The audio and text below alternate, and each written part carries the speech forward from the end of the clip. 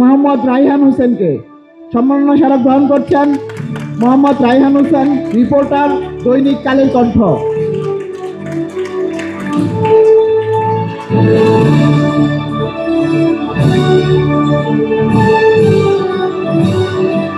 অসংখ্য ধন্যবাদ সবাইকে।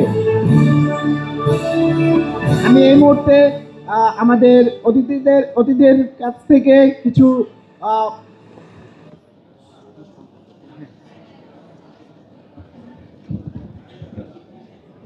অসংখ্য ধন্যবাদ আপনাদের মাঝে আমাকে এখানে আমন্ত্রণ জানানো এবং সেই সাথে একটি সম্মান প্রদর্শন করা।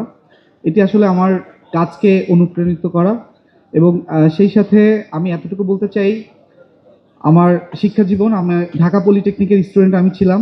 তো সেখান থেকেই নাহিদের সাথে পরিচয় এবং সেখানে স্কাউটিং করতাম এবং এই বন্ধু মহলের সাথে আমি সেই থেকেই পরিচিত।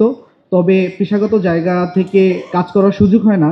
তবে যখনই যে কোনো দেশের বিপর্যয় হোক না কেন, যখনই প্রয়োজন হয় যে ট্র্যাজেডি, যে কোনো রিসেন্টলি হয়ে গেল হচ্ছে মাইলস্টোন ট্র্যাজেডি, তখনও কিন্তু প্রচুর রক্তের প্রয়োজন ছিল। তখন আমি নাহিদকে ফোন দিয়েছিলাম, বা যখনই প্রয়োজন হয় তখনই আসলে এই যে বন্ধুমহল যে কাজ করে যাচ্ছে ব্লাড নিয়ে, সেটি আসলে সকলের মাঝেই তুলে ধরি এবং সেটির সাথে সবাইকে সম্পৃক্ততা করানোর জায়গা থেকে চেষ্টা করে যাচ্ছি।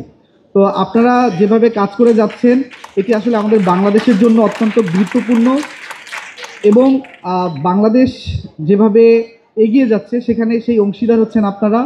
এবং সেই সাথে যে ভূমিকম্পের প্রবণতা আসতেছে, সেই জায়গা থেকে রক্তদানের পাশাপাশি সবাইকে যদি সচেতন করি এবং সেই সাথে আমরা চাই বাংলাদেশে আর যাতে কোনো দুর্ঘটনা না ঘটুক এবং এই দুর্ঘটনার মধ্যে দিয়ে যখনই রক্তের প্রয়োজন হয় তখনই আসলে বন্ধুমহল যাতে সবার আগে এগিয়ে থাকতে পারে, সেই প্রত্যাশা আপনাদের প্রতি। ধন্যবাদ সবাইকে।